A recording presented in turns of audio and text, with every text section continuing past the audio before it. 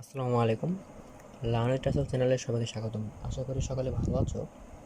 আজকে আমরা শিখব এইচএসসি কেমিস্ট্রি দ্বিতীয় পত্রের পরিমাণগত রসায়ন অধ্যায়ের পাত্রের দ্রবণের ঘনমাত্রা পিপি এককে নির্ণয় করা। আচ্ছা, তাহলে শুরু করা যাক। দেখো, এখানে একটা পাত্র দেওয়া আছে। তো পাত্রে 20 মিলিলিটার 0.15 মোলার সালফিউরিক অ্যাসিড দ্রবণ আছে। এখন এটার আমরা ঘনমাত্রা নির্ণয় করব। তো কি কি দেওয়া আছে সেটা লিখি।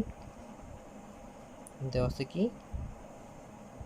দ্রবণের, দেখো, যেহেতু মোলার মানে দ্রবণের ঘনমাত্রা দেওয়া আছে, তাহলে দ্রবণের ঘনমাত্রা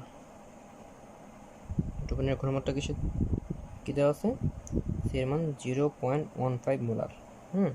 ঘনমাত্রা সিতে প্রকাশ করে। আচ্ছা, তারপরে কি দেওয়া আছে? সালফিউরিক অ্যাসিড, তাই না? তো সালফিউরিক অ্যাসিড দ্রবণের আমার কি লাগবে? আণবিক ভর লাগবে। তাহলে সালফিউরিক অ্যাসিড এর আণবিক ভর এটা কী দিয়ে প্রকাশ করে? এম দিয়ে প্রকাশ করে। তো আণবিক ভর বের করি। হাইড্রোজেন কত? 1, তাই না? দুইটা আছে, যোগ সালফার হচ্ছে 32, অক্সিজেন কত? 16 ইন্টু 4। তো ক্যালকুলেশন করি আমরা।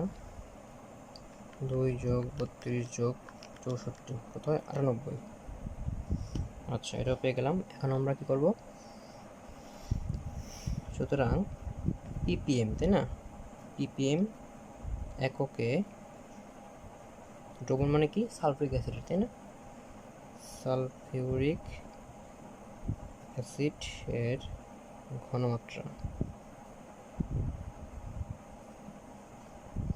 সূত্র হচ্ছে সিএম ইন্টু 10⁻³ ppm।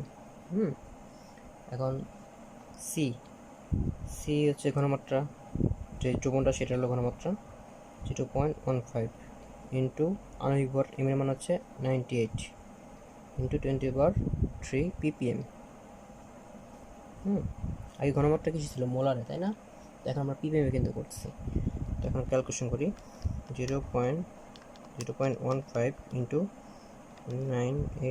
98 ইন্টু 3 কত হয়?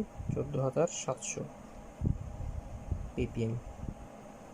এটাই আমাদের অ্যান্সার। তো কী করব?